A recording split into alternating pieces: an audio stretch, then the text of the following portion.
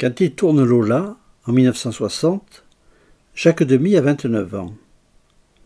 Il a déjà réalisé plusieurs courts-métrages documentaires remarqués et une seule fiction, Le Bel Indifférent, adapté de Jean Cocteau, qui lui en a donné les droits cinématographiques.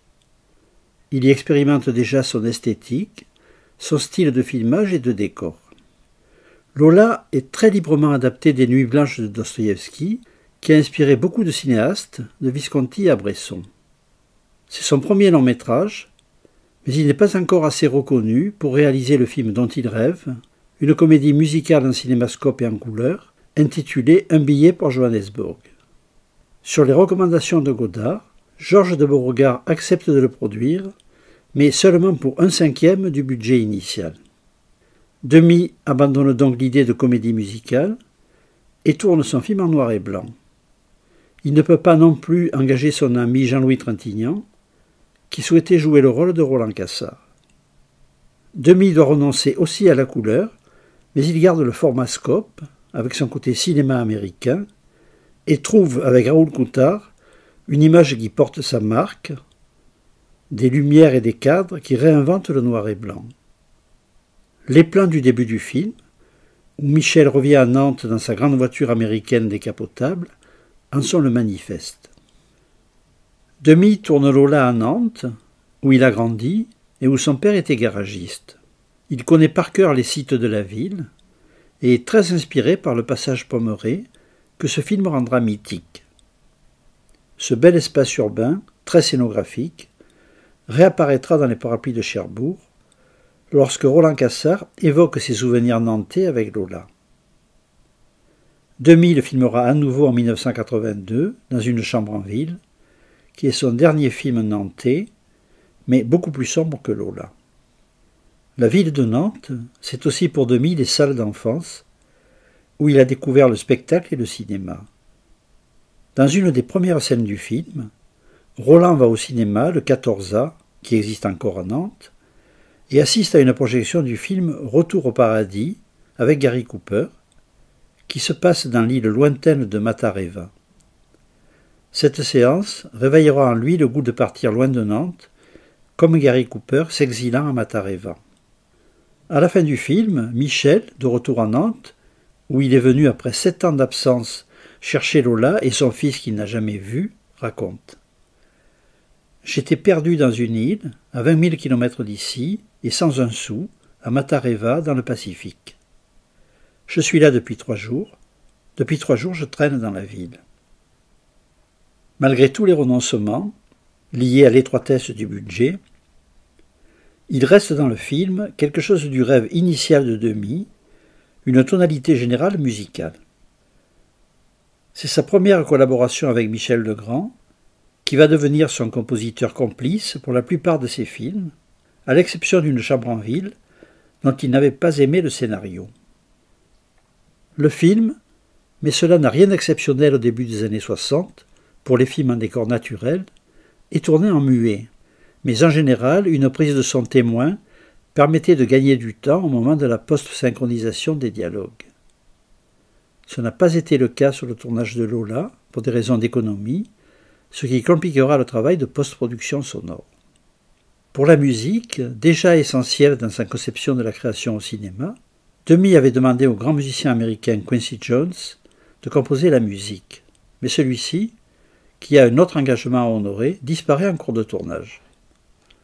Demy se retrouve sans musicien au moment de filmer la chanson de Lola, écrite par Agnès Varda, et il demande à Anouk Aimée d'articuler les mots du texte, sans musique et sans playback. C'est quelques jours plus tard qu'un disquaire présente Michel Legrand à Demy qui l'engage aussitôt. Il va devoir écrire une musique qui suive le rythme des lèvres de l'actrice.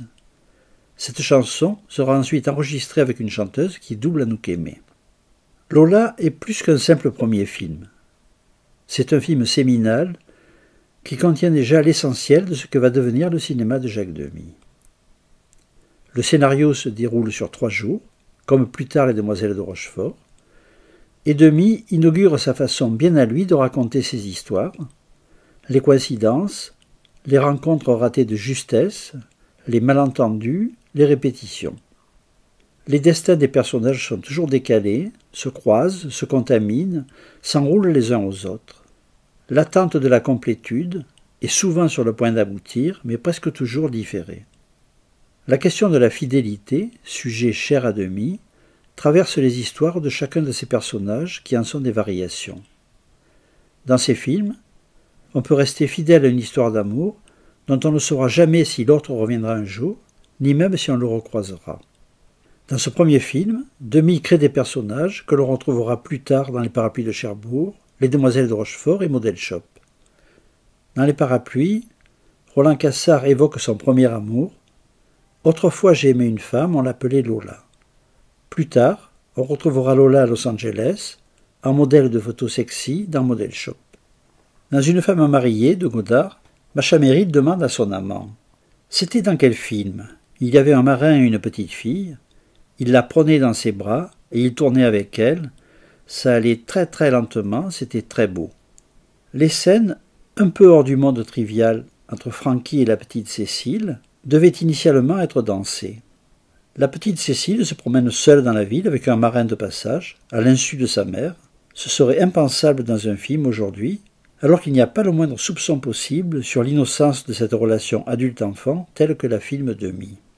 Le vaste décor de cette scène, l'espace d'une fête foraine, aurait été idéal pour une mise en scène et un filmage de comédie musicale à l'américaine. Demy n'en a pas les moyens, mais réussit à déréaliser notre perception de la scène en coupant le son de la fête foraine et en lui substituant la musique d'un prélude de Bach. Lorsque le manège s'arrête, que la bâche de la chenille qui les isolait des regards des autres se relève, le marin soulève la très jeune fille, à peine sortie de l'enfance, pour l'extraire de la chenille.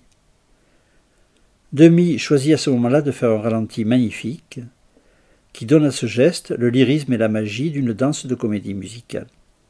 À sa sortie, le producteur franco-italien Carlo Ponti va voir le film, qui a eu un grand succès critique. Il l'aime beaucoup et propose à Demy de réaliser une adaptation contemporaine de Carmen, avec Alain Delon et Sophia Loren, qui est sa femme. Demy se jette dans l'écriture avec enthousiasme et propose son interprétation moderne du mythe à Carlo Ponti. Celui-ci lui dit qu'il aime le scénario et qu'il est prêt à le produire, mais qu'il a besoin pour les Américains d'une signature célèbre pour les dialogues, comme Sagan ou Queneau. Demy, vexé et intransigeant, refuse net et le projet s'arrête là.